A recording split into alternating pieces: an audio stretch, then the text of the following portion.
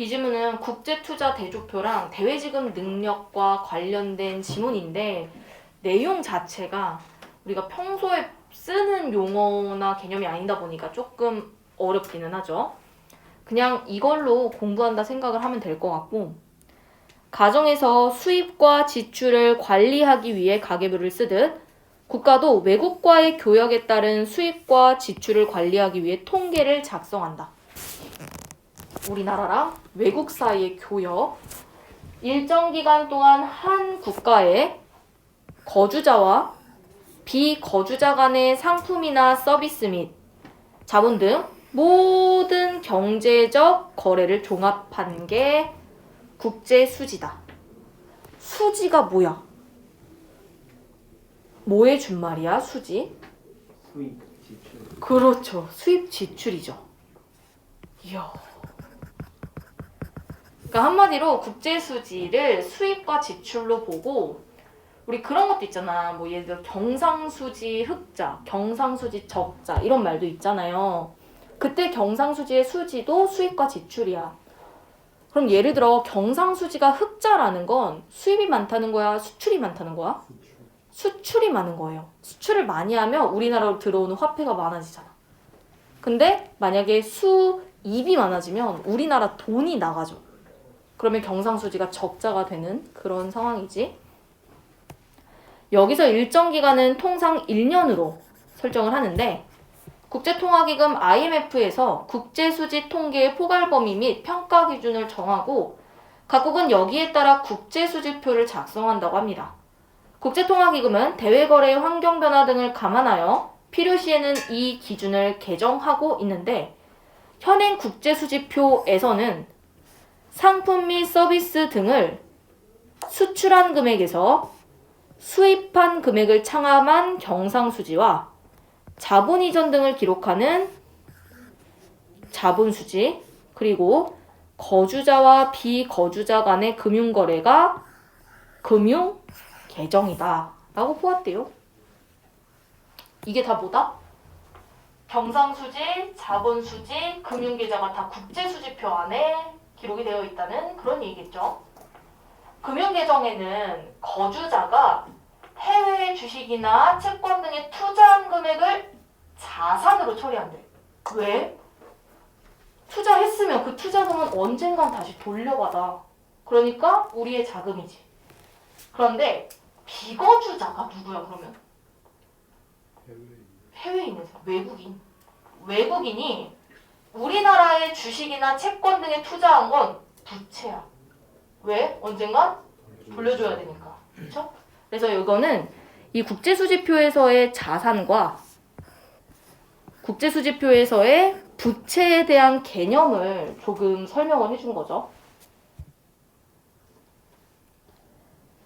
금융계정의 자산 항목에는 자산의 증가액에서 감소액을 차감한 춘자산 증감액을, 부채 항목에는 부채 증가액에서 감소액을 차감한 순부채 증감액을 각각 기록하고, 자산에서 부채를 차감한 게 금융계정 순자산이다. 너무 개념이 많이 나와서 이걸 여기다가 살짝 적어놨어요. 우리가 지금까지 본 건요, 국제수지표에 들어가는 애들이었어요. 첫 번째가 경상수지인데 얘는 수출과 수입 간의 관계인 거고, 두 번째 자본수지는 자본 이전 등을 기록하는 애라고 나와 있었고요.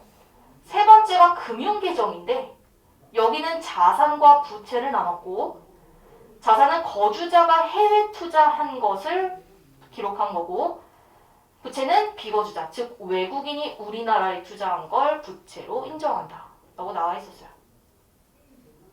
그리고 이거 계산식이라서 적은 건데요, 금융계정 순자산이라는 건 결국 자산에서 부채를 뺀 거야. 근데 그 위에 문장에서 뭐라고 했냐? 자산이라는 건 순자산 증감액이고 부채는 순부채 증감액이다. 이게 나와 있어요. 그래서 그냥 이렇게 말을 바꿔서 한번 더 적어본 거죠. 물론 문제 없어요. 그냥 문장에 따라 그냥 적어본 거고, 여기까지가 우리가 읽은 내용이다. 어차피 기억 못하고 그냥 체크만 하고 넘 넘겨야지 뭐.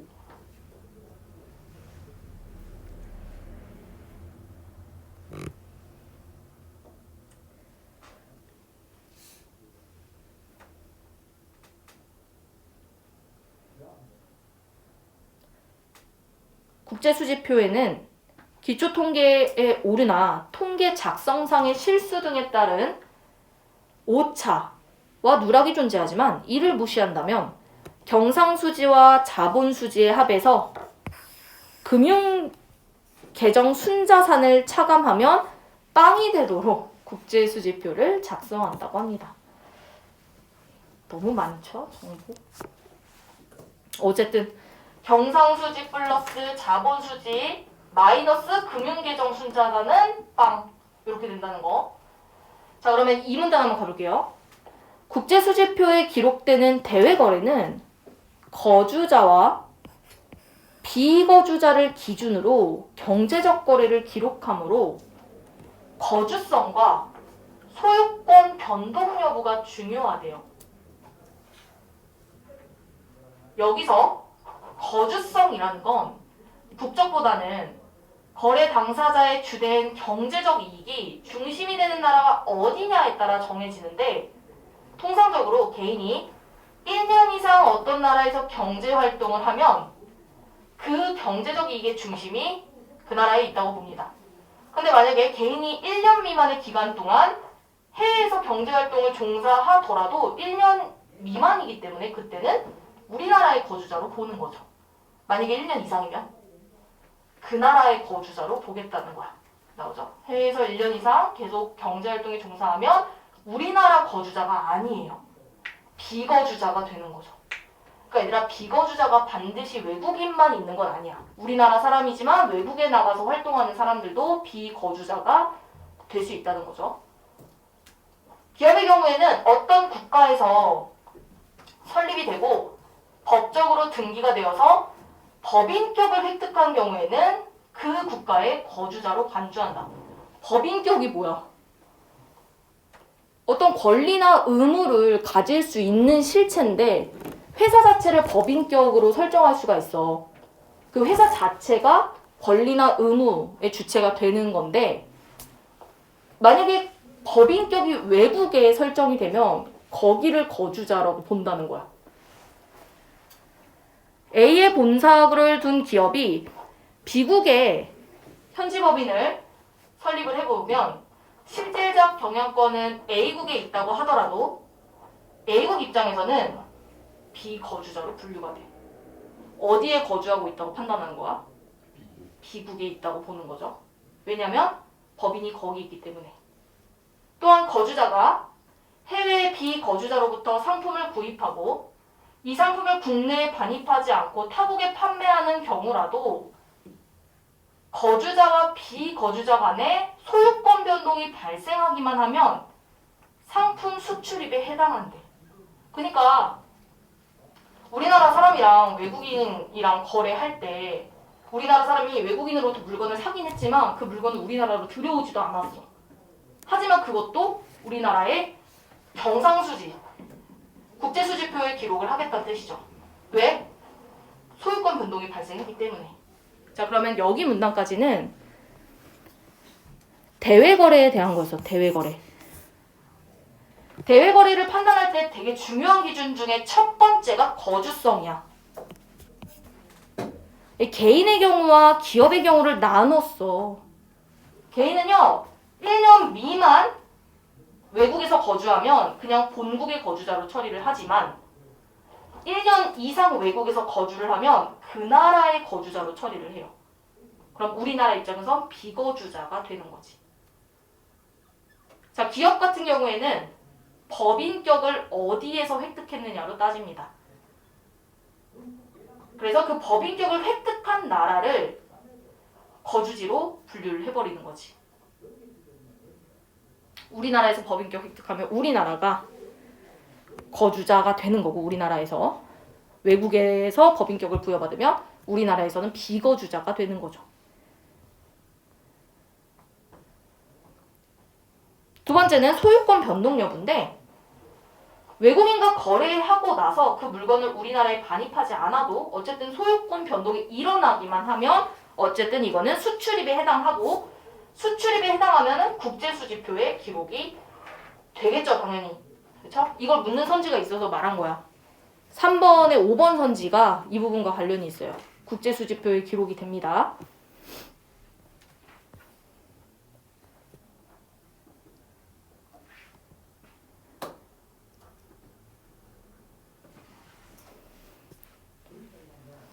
왜?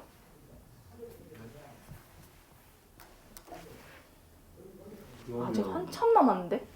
그러면 해외에서 물건을 구매했을 때 국내에 있는 사람의 소유권이 들어왔다고 보는 거예요? 그쵸. 소유권은 어쨌든 국내에 있는 사람한테 왔기 때문에 이건 사실상 거의 수입이죠. 따지자면. 그렇죠? 아까 1년 이상, 1년 미만 이런 것들만 잘 체크하세요. 개인일 때, 기업일 때 이렇게 또 나눠졌었고. 자, 그럼 3문단 내려가 볼게. 한 국가가 1년 동안 비거주자와 거래를 했어. 외국인이랑. 국내 거주자들이 보유하고 있는 외환의 규모에 변동이 생길 수 있대요.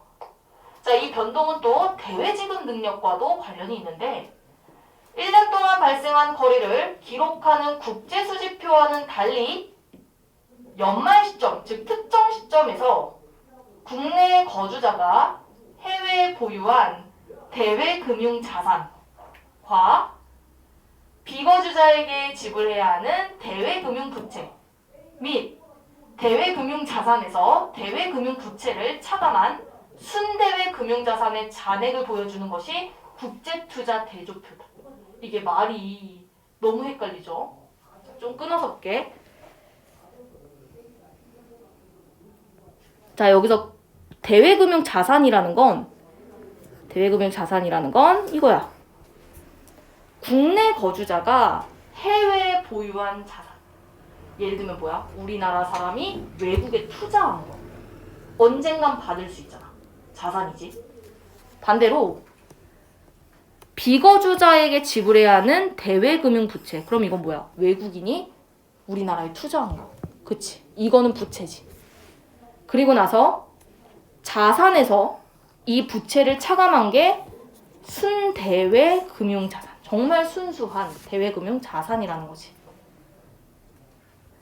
일반적으로 순대외금융자산이 증가하는 경우에는 지급 능력이 개선됐다고 봅니다. 네, 여기 국제투자 대조표에 대한 얘기였어요. 대외금융자산은 우리나라 사람이 외국에 투자하는 거. 대외금융부채는 외국인이 우리나라에 투자하는 거. 뭐 외국인이라고 했지만 사실 비거주자라고 해야 되죠. 그리고 순대외금융자산이라는 건 이 금융자산에서 부채를 뺀 거야. 근데 만약에 이게 늘어났어. 자산이 더 많다는 거잖아. 그러면 지급 능력이 우수하다 라고 평가 내리는 거죠.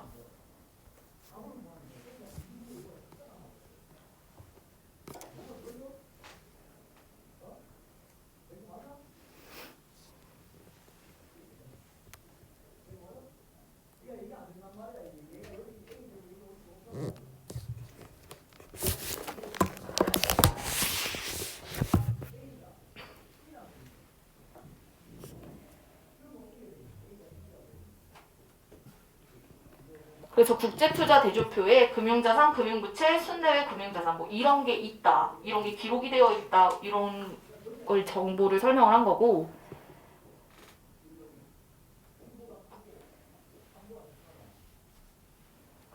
읽어볼게요. 더.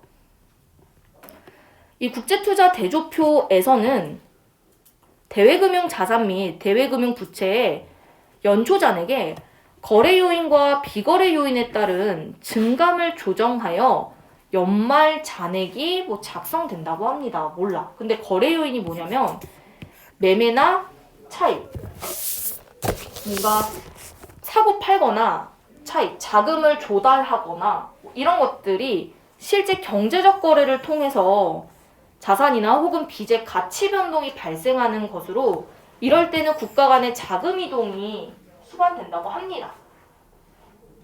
그러니까 실제로 뭔가 사고 파는 거지. 그런데 비거래 요인은 경제적 거래가 딱히 없어요. 하지만 자산이나 부채가 시장에서 평가되는 가치 변동이 발생하기 때문에 자금 이동은 없다고 합니다. 그럼 얘들아 이건 그냥 이렇게만 정리할게. 거래 요인은 경제적 거래가 맞고 가치 변동도 있어서 자금 이동이라고 볼 수 있는데 비거래 요인은 경제적 거래가 아니고요. 가치 변동은 있으나 이걸 자금 이동으로 처리하지 않는다. 라고 설명하고 있네요.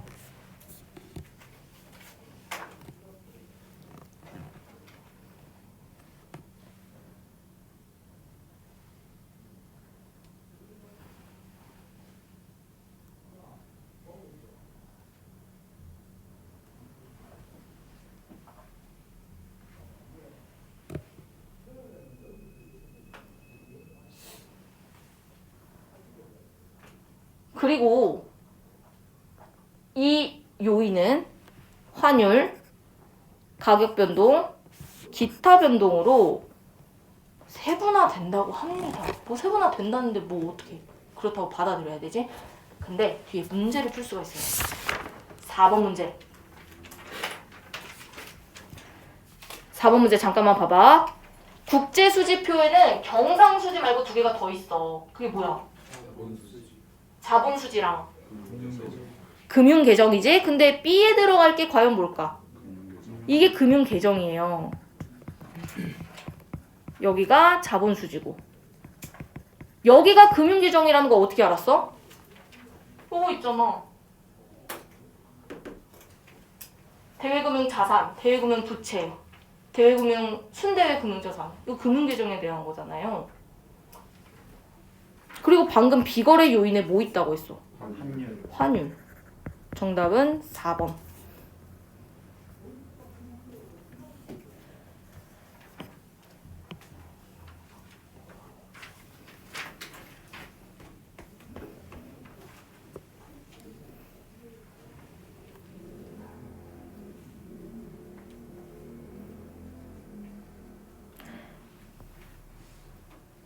B가 금융계정인 거 알겠어? 금융계정에서 여기서 자산이랑 부채 얘기가 나오잖아. 그래서 B를 지금 금융계정이라고 본 거예요. 이해 갔남요?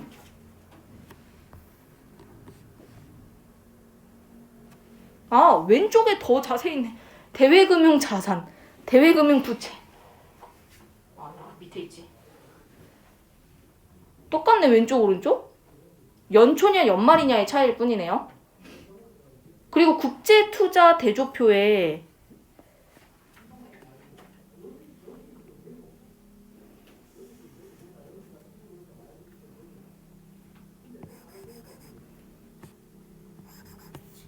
여기 대외금융자산, 대외금융부채 있죠?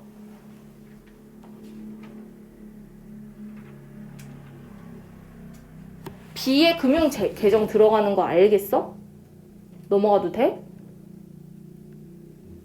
그러니까 여기서 이거 있잖아. 대외금융자산이랑 대외금융부채가 결국에 자산과 부채에 대한 얘기잖아. 근데 위에 1문단에서 이 자산과 부채에 대한 게 또 금융계정에서 나온 얘기란 말이죠. 그래서 굳이 A, B를 A가 자본수지, B가 금융계정 이렇게 설정을 한 거야. 자본수지에 대한 얘기는 아니라서. 그래서 정답이 4번이다. 요거 넘어가도 돼? 이 문제? 넘어간다? 자, 그럼 4문단 볼게요. 아, 뭐야, 더 있네. 국제투자 대조표는 국제수지표와 마찬가지로 특정 통화를 기준으로 작성되므로 기준 통화 이외의 통화로 표시된 자산과 부채는 환율 변동에 따라야 된대.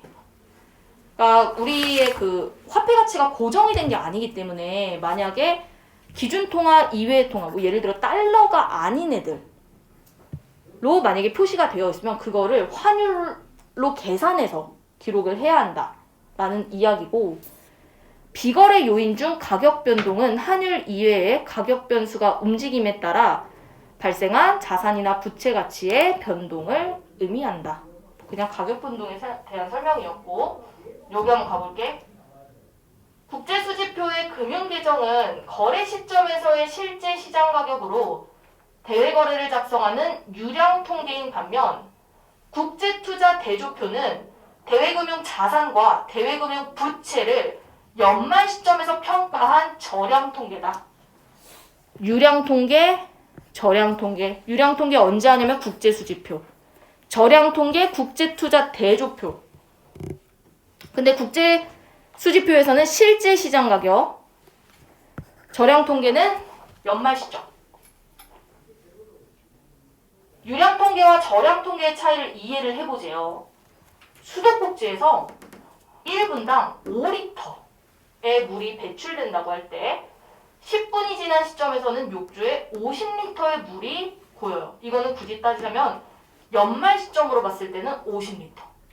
그리고 실제 시장 가격, 그때그때 가격으로 따지자면 뭐겠어?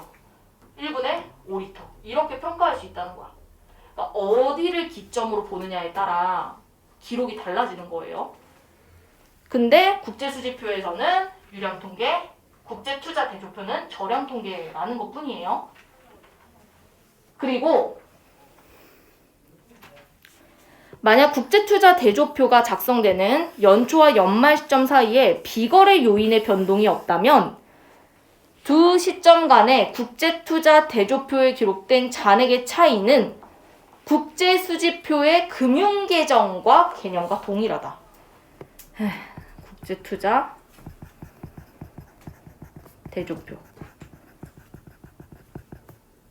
국제수지표의 금융계정. 이게 개념이 동일하게 되는 때가 있대. 언제? 비거래 요인의 변동이 없으면. 그럼 만약에 비거래 요인이 변동하면 얘네 둘 사이에 괴리가 생기는 거야. 괴리. 이게 1번 문제 5번 선지와 관련이 있죠. 자, 1번에 5번 선지 잠깐만 가볼까요? 국제투자 대조표에서 얘들아 이게 뭐야? 대외금융자산 및 대외금융부채의 증감. 이게 뭐에 대한 거예요? 국제투자 대조표 아니야 이거? 이거 국제투자 대조표에 대한 설명이잖아. 여기 있잖아. 그치? 그럼 이 말은 다시 바꿔서 말하면 뭐야? 국제투자 대조표와 국제수지표상의 금융계정 간의 괴리가 발생했다는 건 비거래 요인이 맞아요. 있다는 거잖아. 5번 맞는 거죠. 요런 선지가 수능형 선지지. 좋은 선지고. 이거 이해 갔어? 5번? 넘어간다. 자, 그 다음 마지막 문단. 이처럼 한 나라의 대외지급 능력은 상품 및 서비스의 경쟁력에 기초한 경상수지 흑자를 통한 외화 자산의 축적과 더불어 대외금융 활동을 통한 투자의 성과에 따라 달라진다. 얘들아, 우리나라의 대외지급 능력이요. 반드시 경상수지가 흑자일 때만 도달할 수 있는 게 아니에요. 아까 내가 경상수지 흑자가 뭐라 그랬어? 뭐가 더 많아? 수출이 더 많을 때잖아. 수출이 더 많을 때 당연히 우리나라의 화폐가 많기 때문에 지급 능력이 우수하다고 볼 수 있지. 근데 반드시 수입과 수출로만 이렇게 대외지급 능력을 높일 수 있는 건 아니야. 뭐도 있냐면 투자 성과에 따라 달라질 수도 있어. 이것과 관련된 문제가 뭐냐면 뒤에 3번 문제? 1번 선지 혹은 뭐 5번에 있는 가선지인데 예를 들면 이거야.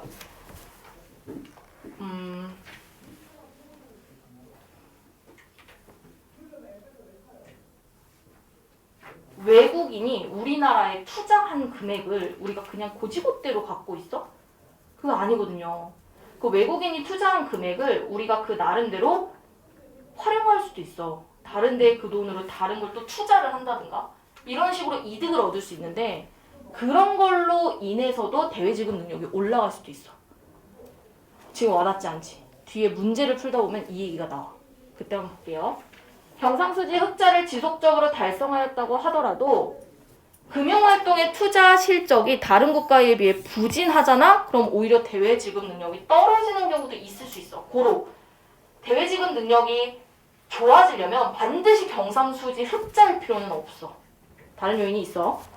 이 경우 자국의 대외 신인도가 하락함에 따라 비거주자들이 국내 투자 자금을 회수할 경우 환율이 상승하여 자국 통화의 대외 가치가 하락할 수 있다. 얘들아, 비거주자, 즉 외국인들이 우리나라에 투자한 돈을 막 다 빼가. 우리나라가 보유하고 있는 달러가 어떻게 돼? 줄어들죠. 달러의 가치가 달러가 줄어드니까 달러 가치가 높아져요. 그럼 환율이 막 상승하는 거야.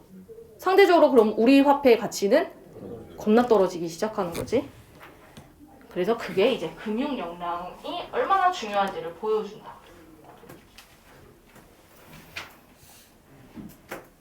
네, 일단은 여기까지 읽었고 힘들지. 내일 아침에 문제풀이 하고 근데 있잖아. 그 내가 사회문화 8까지라고 했잖아요. 이 두 지문을 제외하고는 쉬워요. 8까지만 봤을 때. 그래서 내일은 이 문제풀이 하고 나머지 사회문화를 풀 건데 안 힘들어. 내가 일부러 이렇게 수업 배치한 이유가 아침에 너무 힘들 것 같아서 아침에 이거 하면은 100% 다 잘 거기 때문에 내일은 조금 더 쉬운 걸 풀도록 할게요. 오늘은 여기까지 할게요. 그리고 내가 내일까지 숙제 해오라고 한 사람은 내일까지 다 해와. 난 내일 안 보내준다. 알았지? 아, 정우요? 아, 정우 양반이지. 정우 한 번 걸렸잖아. 정환이 저걸로 표시하면 한 10번은 써야 돼.